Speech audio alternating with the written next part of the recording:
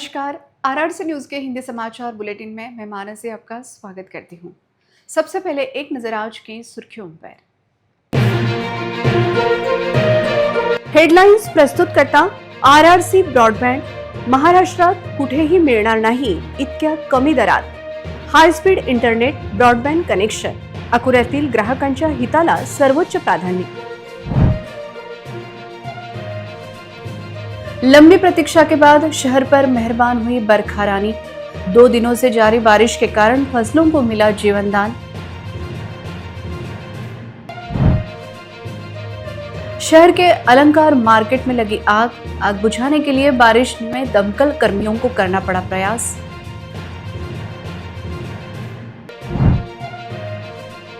पुराना शहर के खैर मोहम्मद प्लॉट परिसर में अतिक्रमण हटाने की कार्रवाई। भारी बारिश में भी जारी रही अतिक्रमण हटाने की कार्रवाई।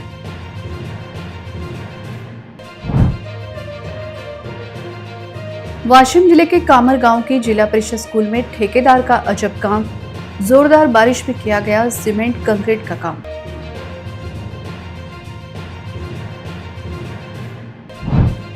अमरावती से पंढरपुर के लिए विशेष ट्रेन के जरिए हजारों श्रद्धालु पंढरपुर रवाना। विधायक राणा तथा पूर्व सांसद नवनीत राणा के हाथों विशेष ट्रेन को दिखाई गई हरी झंडी। अब समाचार विस्तार से। अकोला जिले व शहर में बारिश की रफ्तार और तेज हो गई है। सप्ताह के पहले दिन सोमवार दोपहर से ही सभी तहसीलों में जमकर बारिश हुई। बारिश के कारण खेतों खुली जगहों पर जल जमाव की स्थिति बन गई। बारिश का यह जोर 23 जुलाई तक रहने की संभावना व्यक्त की जा रही है। पूरा जून महीना बीतने के बाद भी बारिश ने आग फेरने के कारण लोगों में विशेषतः किसानों में काफी चिंता दिखाई दे रही थी।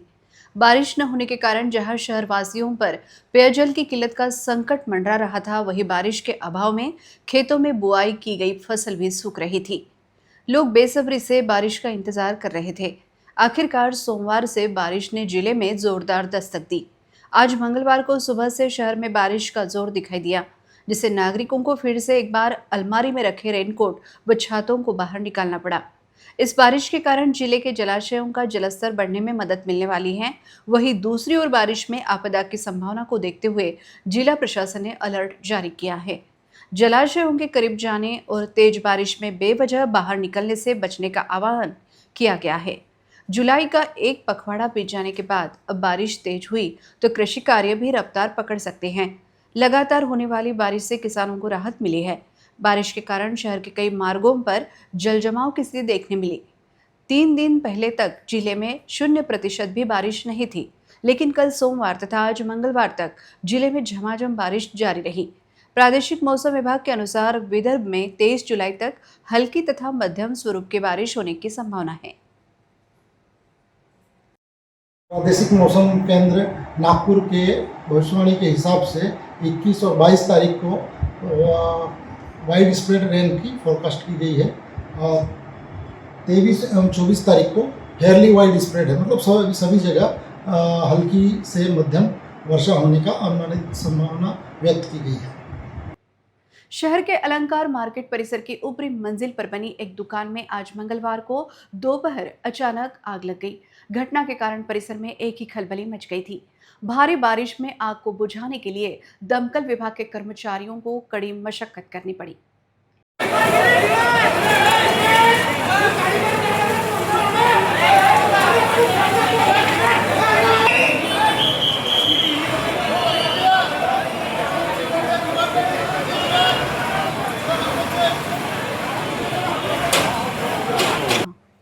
अकोला शहर के तिलक मार्ग परिसर स्थित अलंकार मार्केट के बाबा मार्केटिंग नामक दुकान में आज मंगलवार को दोपहर के समय अचानक आग लग गई। देखते ही देखते इस आग ने उग्र रूप धारण कर लिया था। आग इतनी भीषण थी कि कुछ ही देर में पूरे दुकान को उसने अपनी जद में ले लिया। देखते ही देखते लोहे के काले गुब्बार शहर में दूर दूर तक दिखाई देने लगे। दुकान को जलता देख आसपास के लोग मौके पर पहुंचे। आग की सूचना पर पुलिस और दमकल की गाड़ियां भी मौके पर पहुंची। आग पर काबू पाने के प्रयास शुरू किए गए। आग से दुकान के भीतर रखी सामग्री जलकर खाक हो गई। दुकान बंद होने के कारण आग की लपटें शटर के बाहर निकल रही थी। यह दुकान तीसरी मंजिल पर होने के कारण तथा दुकान के सामने गैलरी में जगह कम होने से दमकल कर्मियों को आग बुझाने के लिए काफी मशक्कत का सामना करना पड़ा। धुआंधार बारिश जारी रहने के बाद भी दमकल विभाग के कर्मचारियों ने इस आग पर काबू पाने में अथक मेहनत की। यह घटना देखने के लिए अलंकार मार्केट परिसर में लोगों की काफी भीड़ इकट्ठा हो गई थी। यह आग कैसे लगी तथा संबंधित दुकानदार का कितना नुकसान हुआ, इसकी जानकारी खबर लिखी जाने तक नहीं मिल पाई थी। अकोला शहर की दैनिक स्वच्छता तथा बढ़ते अतिक्रमण को लेकर सोमवार को महापौर ने प्रशासन को आड़े हाथों लेते हुए उन्हें स्वच्छता पर विशेष ध्यान देने की हिदायत दी थी। इसके बाद आज महापालिका के अतिक्रमण हटाओ विभाग ने शहर के खैर मोहम्मद प्लॉट परिसर के अतिक्रमण पर कार्रवाई की। सोमवार को अकोला महानगर पालिका की ओर से स्वच्छता तथा अतिक्रमण को लेकर महापौर शारदा खेड़कर स्थायी समिति के अध्यक्ष विजय अग्रवाल की अध्यक्षता में समीक्षा बैठक आयोजित की गई थी। इस अवसर पर शहर के चारों जोन में किए जा रहे सफाई कार्य को लेकर पदाधिकारी ने नाराजगी जताते हुए सफाई कार्य में किसी भी प्रकार की जल्दबाजी या लापरवाही बर्दाश्त नहीं की जाएगी, यह चेतावनी दी थी तथा शहर के बढ़ते अतिक्रमण पर भी उन्होंने कार्रवाई के निर्देश दिए थे। इसके बाद आज महापालिका के अतिक्रमण हटाओ विभाग ने पुराना शहर परिसर के चाय पत्ती कारखाने से लेकर आगे खैर मोहम्मद प्लॉट परिसर में नागरिकों तथा व्यवसायिक द्वारा नालियों पर तथा घरों व दुकानों के सामने किया गया अतिक्रमण हटाने की कार्रवाई बारिश होते हुए भी शुरू कर दी थी। परिसर के सभी बड़े नालों तथा नालियों पर परिसर के लोगों ने तथा व्यवसायियों ने सीमेंट के धापे डालकर अतिक्रमण किया था, जिसके कारण नाला सफाई करना मुश्किल हो गया था। बारिश के कारण परिसर की नालियां चौकअप होने के कारण पूरी गंदगी परिसर के रास्ते पर बह रही थी। इस कारण परिसर के नागरिकों का स्वास्थ्य खतरे में आ गया था। नालियों पर तथा घरों और दुकानों के सामने किया गया अतिक्रमण हटाने की कार्रवाई आज की गई। कई नागरिकों ने अपना अतिक्रमण स्वयं हटाने को प्राथमिकता दी। गजराज की सहायता से यह पूरा अतिक्रमण हटाने की कार्रवाई की गई। इस अवसर पर परिसर के स्वच्छता निरीक्षक, पुलिस कर्मचारियों तथा महापालिका के अतिक्रमण हटाओ विभाग के अधिकारी व कर्मचारी उपस्थित थे। कार्यवाही देखने के लिए परिसर के नागरिकों ने बारिश जारी रहने के बाद भी भीड़ की थी। वाशिम के कामर गांव के जिला परिषद स्कूल में भारी बारिश में सीमेंट कंक्रीटी का काम किया गया। बारिश के कारण उसमें लगे सीमेंट पूरी तरह बह गया। आरोप है कि यह काम अत्यंत घटिया क्वालिटी का किया गया, जिससे काम की क्वालिटी पर सवाल उठ रहे हैं। इसलिए लोग इस काम की जांच और संबंधित लोगों के खिलाफ कार्रवाई की मांग कर रहे हैं। वाशिम के कामर गांव में पीएम श्री योजना के तहत जिला परिषद के स्कूल में किए जा रहे सरकारी काम की क्वालिटी पर गंभीर सवालिया निशान लग रहा है। गांव वालों का आरोप है कि स्कूल के बास्केटबॉल मैदान की कंक्रीटिंग का काम भारी बारिश में जल्दबाजी में किया जा रहा है। जब सीमेंट कंक्रीट का काम चल रहा था तब तेज बारिश हो रही थी। दावा है कि बार बार कहने के बाद भी काम नहीं रोका गया है। यह देखते हुए संबंधित ठेकेदार और अधिकारियों की भूमिका पर भी शक जताया जा रहा है। सरकारी पैसे की बर्बादी का आरोप लगाते हुए पूरे मामले की पूरी जांच और दोषियों के खिलाफ सख्त कार्रवाई की मांग अब जोर पकड़ रही है। लेकिन क्या पूरी जांच होगी और संबंधित लोगों के खिलाफ कार्रवाई होगी, अब यह देखना महत्वपूर्ण होगा। यही वो विठ्ठले माझे माऊलिये जैसी आरती तथा विठ्ठल माऊली के जय घोष से अमरावती रेलवे स्टेशन परिसर गूंजायमान हो गया था। आषाढ़ी पर्व पर आज नई अमरावती से पंढरपुर के लिए रेलवे से सैकड़ों श्रद्धालु रवाना हो गए। आषाढ़ी एकादशी के चलते श्री विठ्ठल रुक्मिणी के दर्शन हेतु पंढरपुर में लाखों श्रद्धालु पहुंचते हैं। इस पार्श्वभूमि पर श्रद्धालुओं की बढ़ती भीड़ को देखते हुए रेलवे प्रशासन की ओर से अकोला मार्ग से विविध विशेष रेलगाड़ियां चलाने की व्यवस्था की गई है। आज नई अमरावती स्टेशन से पंढरपुर के लिए गाड़ी रवाना हो गई। गाड़ी रवाना होने के पहले अमरावती की पूर्व सांसद नवनीत राणा ने रेलवे स्टेशन पहुंचकर पंढरपुर जाने वाले सभी वारकरियों को शुभकामनाएं दी। इस अवसर पर अमरावती रेलवे स्थानक पर विठ्ठल रुक्मिणी की आरती भी की गई, जिसके चलते पूरा रेलवे स्टेशन परिसर विठ्ठलमय हो गया था। एक छोटे बच्चों ने पंढरी के बिठुराया की हूबहू वेशभूषा धारण की थी। इस विशेष रेलवे गाड़ी को रेलवे स्थानक पर विधायक रवि राणा और पूर्व सांसद नवनीत राणा के हाथों हरी झंडी दिखाकर उसे उत्साहपूर्ण वातावरण में रवाना किया गया। विशेष रेलवे गाड़ी रवाना होते ही सभी वारकरियों ने विठ्ठल नाम का अखंड जय घोष करते हुए पंढरपुर की दिशा में प्रस्थान किया। देखते हैं इस कार्यक्रम की एक झलक।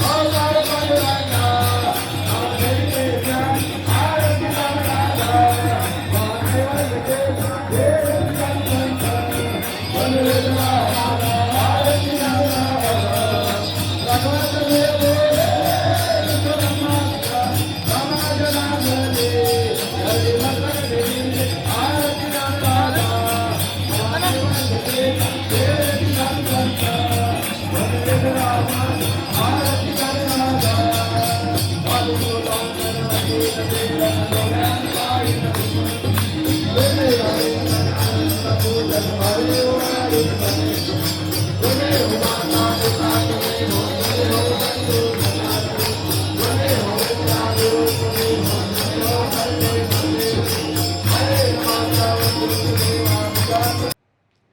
पेपर लीक के विरोध में शुरू हुआ कॉकरोच जनता पार्टी का प्रदर्शन सोमवार को संसद तक पहुंच गया। पिछले 14 साल में पहली बार प्रदर्शनकारियों की इतनी भीड़ संसद के दरवाजे तक पहुंची है। प्रदर्शनकारी केंद्रीय शिक्षा मंत्री धर्मेंद्र प्रधान के इस्तीफे को लेकर सड़कों पर उतरे हैं। अकोला शहर में भी छात्रों पर हुए लाठीचार्ज के खिलाफ जोरदार आंदोलन किया गया। इस मामले में केंद्र सरकार की भूमिका कहाँ गलत हो रही है, यह जानने का प्रयास हमारे प्रतिनिधि ने शहर के कुछ युवाओं से मिलकर किया। इससे पहले 2012 में निर्भया कांड के विरोध में दिल्ली के जंतर मंतर में बड़े स्तर पर प्रदर्शन हुआ था। उसके बाद अब 14 साल में पहली बार प्रदर्शनकारियों की भीड़ संसद के दरवाजे तक पहुंची है। केंद्रीय शिक्षा मंत्री धर्मेंद्र प्रधान के इस्तीफे की मांग को लेकर प्रदर्शनकारी सड़कों पर उतरे हैं। प्रदर्शनकारियों को रोकने के लिए पुलिस तथा प्रदर्शनकारियों के बीच कई जगह पर भिड़ंत देखने मिली। प्रदर्शनकारियों पर लाठीचार्ज कर उन पर आंसू गैस के गोले भी दागे गए। छत्तीसगढ़, हरियाणा, तेलंगाना, बंगाल, गुजरात, उत्तर प्रदेश, केरल, महाराष्ट्र समेत कई राज्यों में सीजेपी के समर्थन में प्रदर्शन हुए। अकोला शहर में भी सोमवार को जिलाधिकारी कार्यालय पर जोरदार प्रदर्शन कर केंद्र सरकार के खिलाफ नारेबाजी करते हुए केंद्रीय शिक्षा मंत्री धर्मेंद्र प्रधान के इस्तीफे की मांग की गई। प्रदर्शनकारियों की यह मांग कितनी जायज है, जिसे लेकर हमारी प्रतिनिधि नेहा पाटिल ने शहर के कुछ युवाओं से संवाद साधने की कोशिश की। देखते हैं इस आंदोलन को लेकर शहर के युवाओं की कुछ प्रतिक्रियाएं।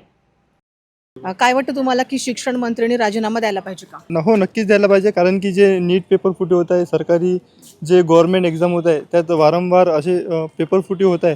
तर याबद्दल काही शिक्षण मंत्र्यांनी हे करायला पाहिजे, राजीनामा द्यायला पाहिजे. आणि जेही काल आम्ही बघितलं की जेही विद्यार्थ्यांवर, तरुण विद्यार्थ्यांवर लाठीचार्ज झाला, तर हे योग्य नाही आहे. असं सरकारनं करायला नाही पाहिजे. हे हुकुमशाही चालली आहे, हे लोकशाही नसून हे हुकुमशाहीच्या इकडे वाटचाल चालू आहे. आमचं म्हणणं हेच आहे की जे आहेत धर्मेंद्र प्रधान यांनी शिक्षण मंत्र्याचा राजीनामा द्यावा आणि या देशामध्ये काहीतरी नवीन घडवण्याचा आणि वैज्ञानिक दृष्टिकोन वाढवण्याचा प्रयत्न करावा. देतील तर नाही, पण त्यांनी दिलाच पाहिजे. आणि आता जे हे आंदोलन सुरू आहे देशभरात विद्यार्थ्यांवरती याचे काय परिणाम होतील या आंदोलनाचे? चांगलेच परिणाम नाही होतील. त्यांनी जर राजीनामा दिला तर चांगले होतील परिणाम. द्यायलाच पाहिजे त्यांनी, कारण हे जे झालेलं आहे, जे नीटचा पेपर लीक झालेला आहे, हे त्याच्या कारण खूप जणांचं नुकसान होते आहे, विद्यार्थ्यांचं नुकसान होतं आहे. एज्युकेशन चांगलं नाही आहे हे दर्शवून देते. ते खूप वाईट होत आहे. त्यांनी करायला नाही पाहिजे ते, कारण जे विद्यार्थी आहेत ते एज्युकेशनसाठीच लढत आहेत, आपल्यासाठीच लढत आहेत, पण त्यांनी करायला नाही पाहिजे. असं एज्युकेशन चांगलं झालं पाहिजे. आणि जे जंतर मंतर हे जे सुरू आहे CGPचं ते चांगलं, त्याच्यामधून चांगलंच झालं पाहिजे. नक्कीच. शिक्षण मंत्री राजीनामा तर नाही देतील, पण त्यांनी दिला पाहिजे, कारण विद्यार्थ्यांच्या एज्युकेशनवरती परिणाम होऊ शकतो. बरोबर, जर नाही दिला तर. बरोबर. हां, त्यांनी असं करायला नव्हतं पाहिजे, पण आता काय. नाही, मला तर नाही वाटत, कारण ते काही हे घेतच नाही आहे आपलं मनावर ॲक्शन. तुला वाटतं का की त्यांनी राजीनामा द्यायला पाहिजे? हो, यायला पाहिजे, पण ते काही करतच नाही आहे ना. आय गेस एज्युकेशन मिनिस्टर आहे जो धर्मेंद्र प्रधान, त्यांना रिझन दिली पाहिजे. कारण की एवढं सारं प्रोटेस्ट होत आहे, तिथे लहान मुलं आहेत आणि खूप मी बघले आहे सारे व्हिडिओ त्यामध्ये. आणि पोलीस फोर्सफुली त्यांना का सोहम मांगचूला पण तिथून नेला आहे आणि त्यांच्या वाईफला त्यांना सेक्शुअल असॉल्ट पण केला, असं केस लागलं त्यांच्यावर.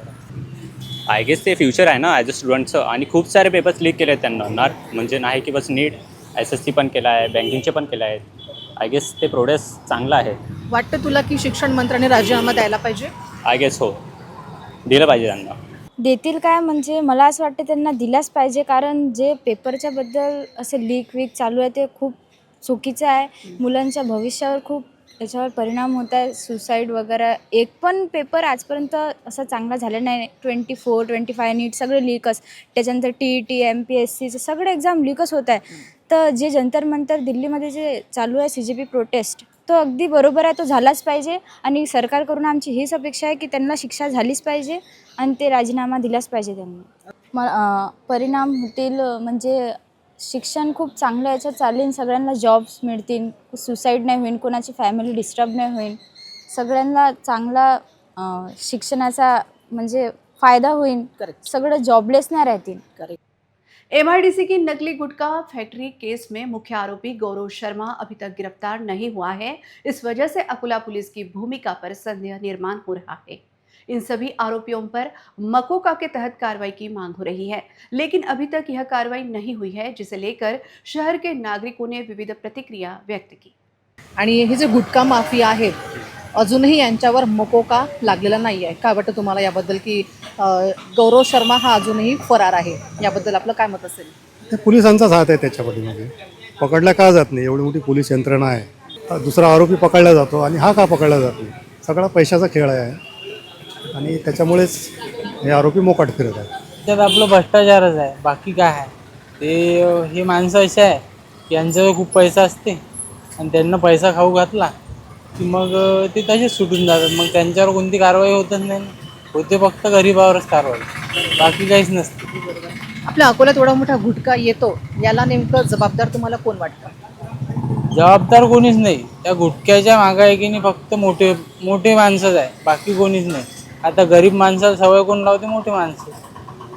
मग बाकी तर येणारा गुटखा तर तेच खरेदू शकतात आणि आपल्याला ते मारूनच टाकतात. त्यांनी एकीन त्यांना पकडून काही फायदाच नाही ना. त्यांना पकडलंही नंतर ते काही दिवस राहतात आणि नंतर मग सुटून जातात पैसे देऊन. बाकी पकडून काही फायदा नाही. त्यांना डायरेक्ट ॲक्शन करा, म्हणजे असं हे करून कारवाई करून काहीच नाही, डायरेक्ट ॲक्शन करा. ते मकोका लागण्याचं कारण असं असेल की पूर्ण सर्व आता यंत्रणाला माहीतच असते ना की विशिष्ट ठिकाणी अगर पकडल्या जाऊ राहिलं काही तर टोटल आजकाल कसं आहे की अर्धे तर धंदे मी म्हणतो सारे चेक करा पूर्ण MIDC की हे खरं त्याच नावाखाली प्रोडक्ट विकतात काय आणि याची परमिशन किती ते किती आहे. सरकार जेव्हा धोरण ठेवून राहिलं तर त्याला जसं आम्हाला मेडिकलचं रात्री 10-10:30 बंद करा किंवा काही राहतात की पूर्ण रात्रभर, तर ह्या MIDC मधले जे कामगार आहे आणि याची काही ड्युट्या जे राहतात यावी चेक करा ना. हकीकत काय आहे की हे रात्रभर चालू राहतात त्यांचे व्यवहार आणि सकाळी डबल बंद दुसरा व्यवहार राहते. तर याला काही करायला पाहिजे. होऊ शकते की हे इच्छे नसतील, 5-6 वर्ष तिथं स्थायिक झाले असेल, बाहेरचा माणूस इथे येऊन धंदा करत असेल. कारण की आता मोठमोठ्या सिटीत साहेब लोक पूर्ण रेट टाकतात. अकोला एकदम नॉर्मल आहे, काही नाही अकोल्यात, काही करा आणि काही विका. गुटखा आता आपले लोकच खातात, त्याला काय शोकचं काय, शोकासाठी खाऊन राहिले पुरं आजकाल प्रत्येकाच्या तोंडात दिसते. मग तो मार्ग आता समजा डिमांड वाढली तर तो कुठून येऊ शकते? MP मला वाटते की जे गुटखा पकडला गेला त्यामध्ये जो मुख्य आरोपी आहे त्याच्यावर मकोका लागेल का? तो का लागत नाही आहे? की प्रेशर वरतून तुमच्यावर काही का तुम्ही कोणाच्या दबावाखाली काम करताय की एवढा मोठा माल येते कुठून? ते मोठा प्रश्न आहे की इतक्या मोठ्या प्रमाणात जो नकली माल आहे तो पकडला चालला आणि तो मुख्य जे आरोपी आहे 3 ते त्यांच्यावर मकोका का लागत नाही आहे हा एक मुख्य प्रश्न आहे. आणि त्यानंतर जो जिथून माल येते, जे बाँड्री आपल्या महाराष्ट्राच्या समजा जे बाहेरच्या राज्यातून येतात ते पकडल्या का जात नाही आहे? आणि मकोका जे तुकाराम मुंडे साहेबने मोठा निर्णय घेतला की 10 लाखापर्यंत दंड किंवा 10 वर्षी कारावास, हा लागत कोणी आणि हा अकोल्यामध्ये मोठ्या प्रमाणात आहे. त्यांच्या म्हणजे त्यांनी आज चालू केल्यांनी ते तर खूप वर्ष चालू असताना ते तर हा काऊन म्हणजे प्रेशर अटक झालेली नाही अजून त्यांच्यावर किंवा त्यांना दंड ठोकला नाही, पकडला नाही अजून. तर असा प्रश्न आहे की हे पैसे खाते का यांच्यावर काही यांची काही मिलीभगत आहे, यांची मिलीभगत आहे किंवा नाही, काही लेनदेन करून आपण सॉल्व्ह करू, सेटलमेंट करू. तर असं काय सांगा, असं काही जे दुकान याला जबाबदार तर प्रशासन समजावं असं वाटते. कारण की बाकी महाराष्ट्र सोडून बाकी राज्यामध्ये चालू आहे ना मॅडम, सर्वच चालू आहे. आपल्या इथं मग एक तर चालू करा, नहीं तो मग डायरेक्ट जितून माल लेते ते फैक्ट्री सील करा. हरिनाम का जॉब करते हुए अकोला जिले से हजारों वारकरी पंढरपुर के लिए रवाना हुए हैं। हर साल की तरह इस साल भी पंढरपुर जाने वाले श्रद्धालुओं के लिए महामंडल की ओर से विशेष यात्रा बसों की सुविधा उपलब्ध कराई गई है। इस विशेष यात्रा बसों का लाभ लेने का आह्वान अकोला डिपो प्रशासन द्वारा किया जा रहा है।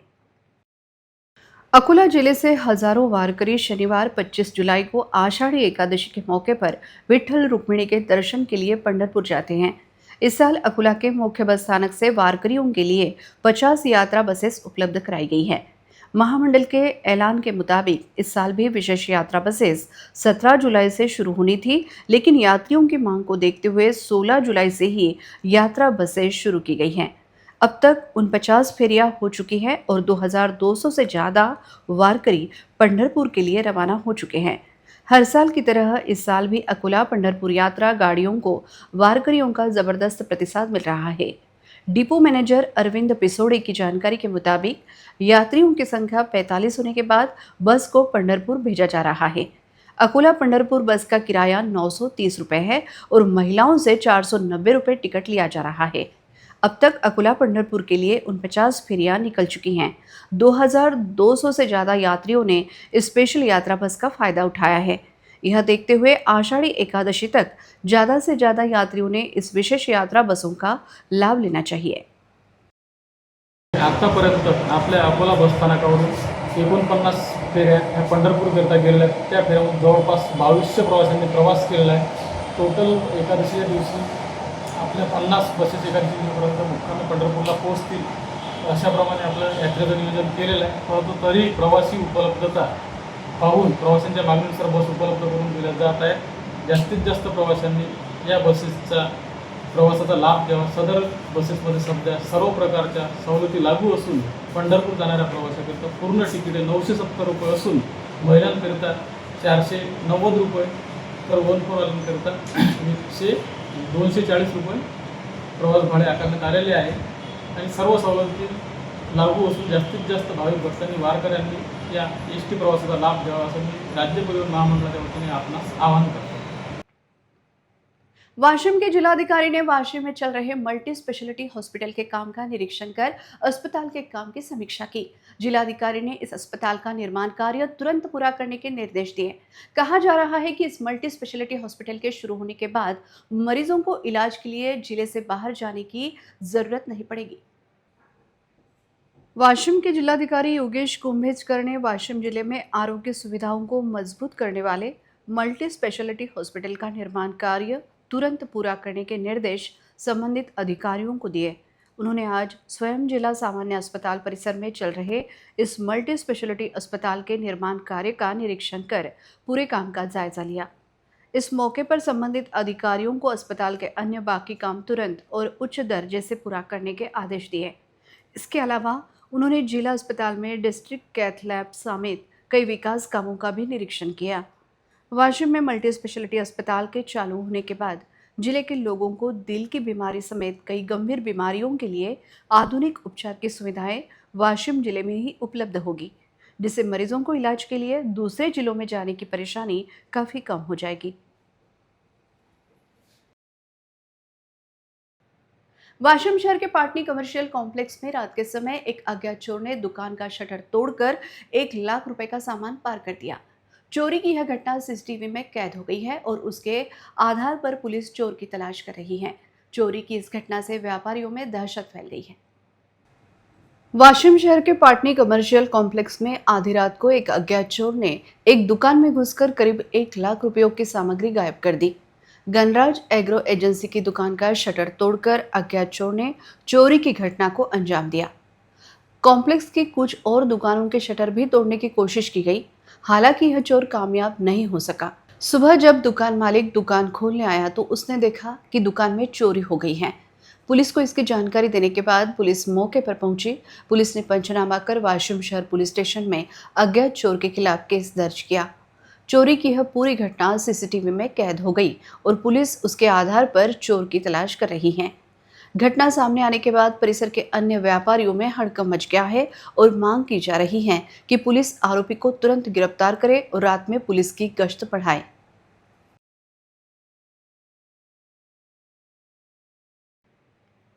नई दिल्ली के जंतर मंतर पर अपने हक के लिए शांति से आंदोलन कर रहे छात्रों पर कथित लाठीचार्ज और आंसू गैस के इस्तेमाल के विरोध में आज अमरावती शहर के युवक कांग्रेस ने जोरदार विरोध प्रदर्शन किया। युवक कांग्रेस के पदाधिकारियों और कार्यकर्ताओं ने केंद्र सरकार के खिलाफ जोरदार नारे लगाए और छात्रों पर हो रहे जुल्म का विरोध किया। कांग्रेस कार्यकर्ताओं ने कहा कि छात्रों की आवाज़ दबाने की कोशिश जनतंत्र विरोधी है। अपनी पढ़ाई, नौकरी और हक के लिए शांति से आंदोलन कर रहे छात्रों पर लाठीचार्ज और आंसू गैस का इस्तेमाल करना बहुत दुर्भाग्यपूर्ण और निंदनीय है। युवक कांग्रेस ने आरोप लगाया कि देश के युवाओं के सवालों का जवाब देने के बजाय सरकार जुल्म का रास्ता अपना रही है। छात्रों की आवाज दबाने की हर कोशिश जनतंत्र के मूल्य पर हमला है और इस तरह की हरकतें छात्रों में डर का माहौल बनाने की कोशिश है।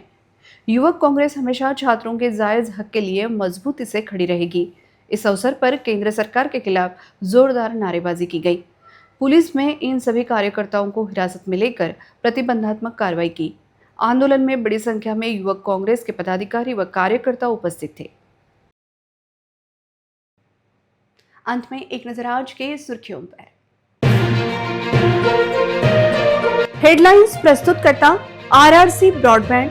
महाराष्ट्रात कुठेही मिळणार नाही इतक्या कमी दरात high speed internet broadband connection. अकोल्यातील ग्राहकांच्या हिताला सर्वोच्च प्राधान्य। लंबी प्रतीक्षा के बाद शहर पर मेहरबान हुई बरखारानी। 2 दिनों से जारी बारिश के कारण फसलों को मिला जीवनदान। शहर के अलंकार मार्केट में लगी आग बुझाने के लिए बारिश में दमकल कर्मियों को करना पड़ा प्रयास।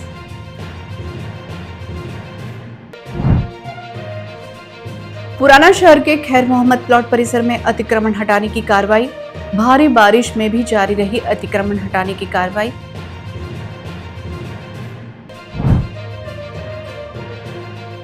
वाशिम जिले के कामर गांव के जिला परिषद स्कूल में ठेकेदार का अजब काम। जोरदार बारिश में किया गया सीमेंट कंक्रीट का काम।